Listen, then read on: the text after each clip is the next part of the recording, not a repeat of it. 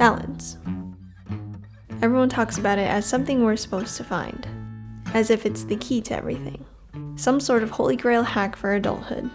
And when we find it, our lives will suddenly be perfectly portioned out. So, enough about that. How's the list going?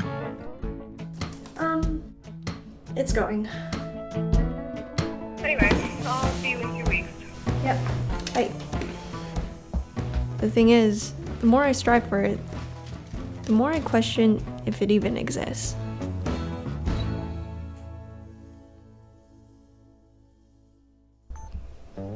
As you might know, if you've been following along, I have been on a mission of sorts. I've started this list over here to see what I can get done by the end of my 20s, which is coming up really soon. While there was a bit of a slow start and a few things that threw me for a loop, I also have a few updates to catch you up to speed on. Take more photos. As much as I love it, never been consistent until now. A tangible thing and a form of documenting my life after all. Mission complete. Next, find a perfect daily routine. Okay, so maybe not perfect. I still have to drag myself out of bed, but it's better than it's been in recent years. And finally, get back into journaling. Used to do it a lot, took a break, and clearly I must be going through it since it was probably the easiest to cross off. But despite me doing all of these things, which have been great for the list, things have been piling up on the other end. The work end. Turns out you can't just drop everything and pursue your whimsy activities without throwing your whole life out of balance. With that being said, it's time for the next activity.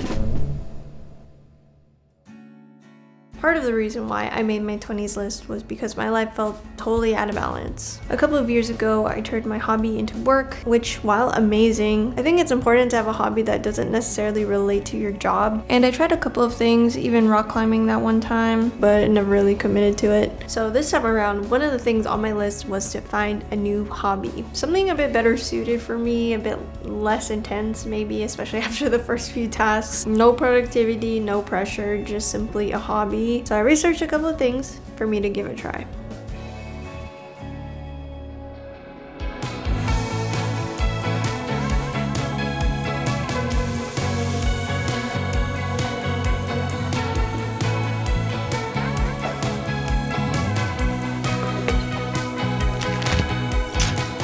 I heard this concept recently, open loops. It's something you told yourself you would do but haven't finished yet. I imagine it like this. Say you're in line for a roller coaster, but instead of getting on the ride, you just go and line up for a different one. Soon you're in line at several coasters, but never having the satisfaction of seeing one through. Open loops feel like that. The tasks can be something big, like a project you set out to do, or small, like answering a text. Even the goals you set for yourself, the things you want to be excited about. But your brain keeps them running in the background nonetheless.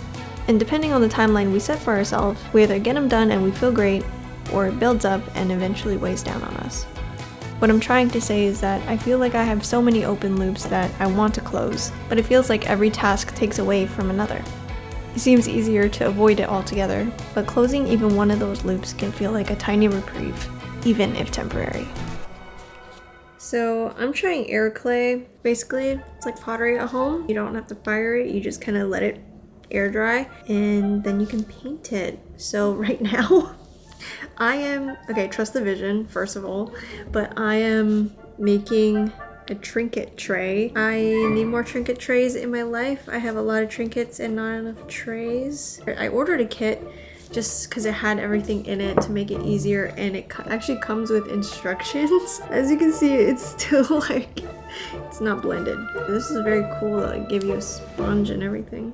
Not sponsored. It's very messy, but I guess that's the crafting though. It's feeling like actual pottery right now. It's coming together. Oh my gosh, wait. This is crazy right now. Hold on. Honestly, using your hands is so much more effective than the sponge. That was fun. It's my first time trying air clay. So maybe I'll just make a couple more because I have some extra clay, and then I'll let it dry. Because apparently I'm supposed to let it dry for like 24 hours. Called Colt. Oh, hi.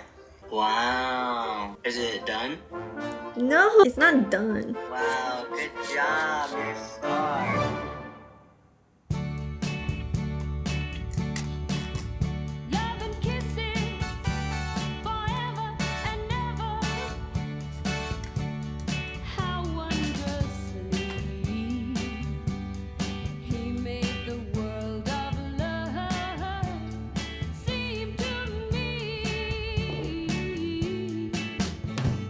I am trying out stained glass, DIY stained glass. I thought this would be a perfect opportunity to try it. I'm taping my designs. I originally thought I could freehand it. Then I started to do a bit of research and I realized that I shouldn't freehand it because it won't be a good idea. It would not be a wise choice. Let's just say that. Look at that. She's a little bumpy, a little messy, but that's okay. Dude, there's no way I could be a cake decorator. Like, there's literally no way. Tattoo artist or cake decorator? Forget about it. From Miss to Mrs. to misery. Okay, so I just locked in for like, I don't even know how long. And I got the front done, minus this. I haven't done the roof yet. It's a good DIY. It's a good activity. But to me, a hobby is something that maybe, ideally, I could use to wind down. I don't know if this is necessarily a relaxing hobby. Like, I feel very goal-oriented right now. Like, I'm like, oh, I need to finish this. Versus, I feel like maybe what I'm looking for is just like a peaceful thing. Love handed me hearts and flowers. Who needs these? Do you have a steady hand? I got a hobby for you. Unfortunately, that is not me. That's why all my stuff's on a tripod. I'm scared to even touch it. It's late and I'm tired.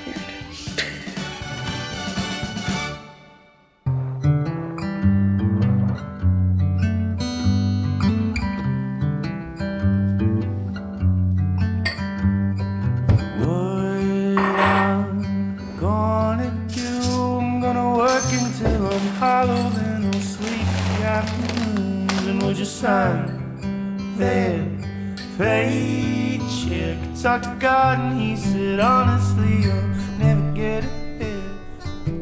After a couple of days of trying out these hobby contenders, I've been having a good time, but not sure if I've found the one just yet. But I've also been trying to catch up on other things. In our late 20s, there's this pressure of needing and also wanting to do everything. To have a social life, be a good friend, a good partner, present for family, to have hobbies, to work out, to have a routine, and also a good paying job. But still somehow follow your passions and figure out your career.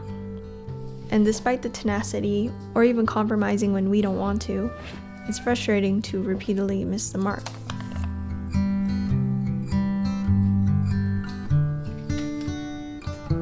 Balance is a paradox.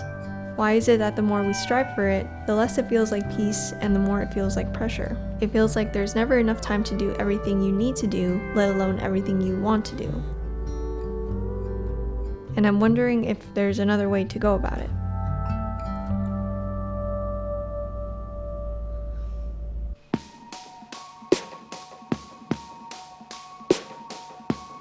Eventually, unfinished things stop just being unfinished things.